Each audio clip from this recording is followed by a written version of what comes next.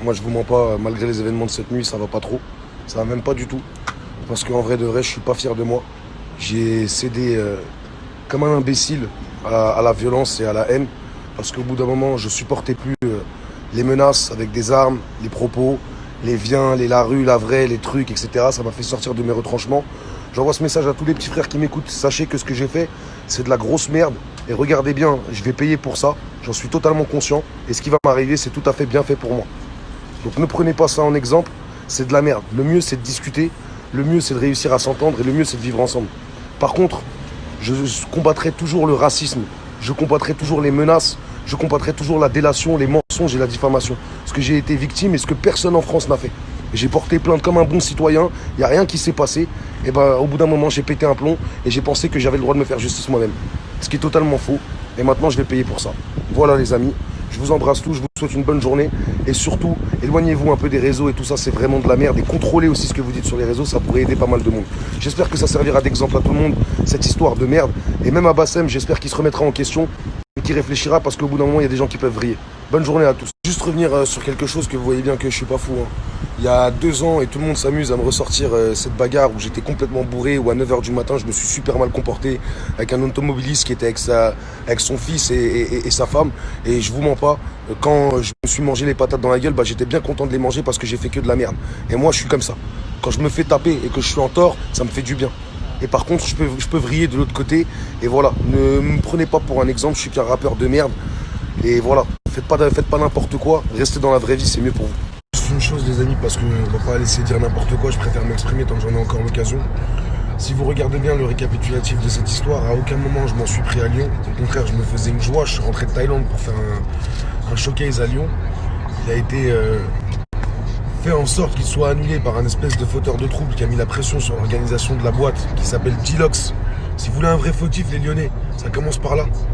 Parce que moi, j'ai jamais insulté Lyon, j'ai jamais mal parlé de Lyon. Ça fait 8 ans que je viens dans cette ville et j'étais très content de venir. Et au bout d'un moment, Bassem, il s'est mêlé des choses. Et comme d'habitude, il sait pas s'arrêter. Et je vous mens pas, j'ai pété un plomb. Voilà, j'ai pété un plomb. Quand on parle de ma famille à outrance, quand on parle de ma femme, quand on invente des choses, quand on n'arrête pas. J'ai essayé de lui parler en privé plusieurs fois. Je lui ai dit, viens, on parle, viens, on se voit. Je lui ai dit, viens, on met les choses à plat. C'est pas comme ça. Je suis pas d'accord avec toi. Il m'a insulté ma mère directement. Il n'a pas voulu me répondre. Il m'a dit que j'étais un suceur, que j'étais une merde et vous connaissez Bassem. Et bah ça m'a fait péter un plomb. J'en ai eu marre au bout d'un moment d'être la risée des réseaux sociaux. Et j'ai agi et c'est une grosse erreur. Mais je reviens sur un point. J'ai rien contre Lyon. Ne vous inventez pas de guerre avec moi les Lyonnais, c'est absolument pas vrai. Et arrêtez de vous faire engrainer, c'est ce qui a fait qu'on en est là aujourd'hui. Et autre chose, s'il vous plaît. Ne faites pas comme si je m'étais levé un matin et que je m'en étais pris à Bassem pour rien. On peut faire un petit récapitulatif du nombre de fois où il m'a insulté, du nombre de fois où il a parlé de moi, facochère, ma bite, ceci, cela.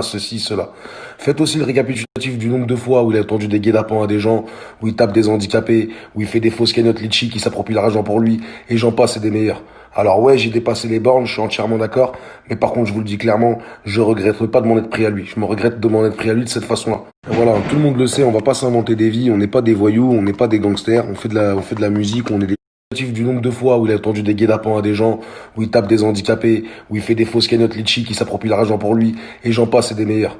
Alors ouais, j'ai dépassé les bornes, je suis entièrement d'accord, mais par contre, je vous le dis clairement, je regrette pas de m'en être pris à lui. Je me regrette de m'en être pris à lui de cette façon-là. Et voilà, tout le monde le sait, on va pas s'inventer des vies, on n'est pas des voyous, on n'est pas des gangsters, on fait de la musique, on est des gens plutôt agréables en plus de base, mais au bout d'un moment, il y a certains comportements qui peuvent nous faire péter un plomb, on est comme tout le monde, c'est tout. N'oubliez pas qu'il a engrainé un petit dégénéré de Lyon à venir faire peur, à terroriser l'organisation de la boîte de nuit en montrant des fusils à pompe, en montrant des kalachnikovs, en montrant des 9 mm, des 38, des 45 et en veux-tu en voilà. Tout ça pour moi, au bout d'un moment, vous pensez que j'allais venir comment en fait? Vous pensez que j'allais venir en trottinette et tout seul? Je me protège, c'est normal. Je suis venu en bas de chez lui, à 500 km de chez moi et on était 4.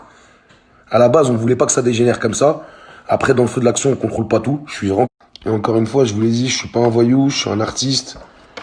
Ah, j'ai pas besoin de vous dire, c'est pour ceux qui veulent voir si j'ai fait des ventes, des vues, je pense que c'est assez visible quand même.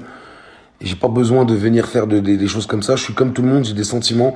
Quand on touche à ma famille, quand on touche à ma femme, quand on me fait du mal comme ça, au bout d'un moment, eh ben ça tape. Quand on tape toujours au même endroit, et surtout sur un truc de tu ne vas pas répondre, viens en bas de chez nous, et en menaçant en privé, en envoyant des armes, en envoyant des vidéos, en nous faisant comprendre que c'est la mafia, que c'est la guerre, que ça va être très très dur.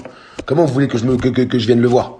Sans parler de ma mère, hein, parce que vous croyez que nos parents n'ont pas les réseaux sociaux, ou qu'ils ne voient pas, ou qu'il n'y a pas des gens qui leur répètent de la famille ou quoi. Évidemment que ça crée du trouble à la maison. Donc au bout d'un moment, on est tous comme des petites casseroles, on a de petits degrés d'eau, et puis quand ça déborde, ça déborde. Et quand ça déborde, malheureusement, ça déborde pour de vrai. Maintenant, ça serait une belle leçon pour tout le monde, comme quoi il faut se contenir.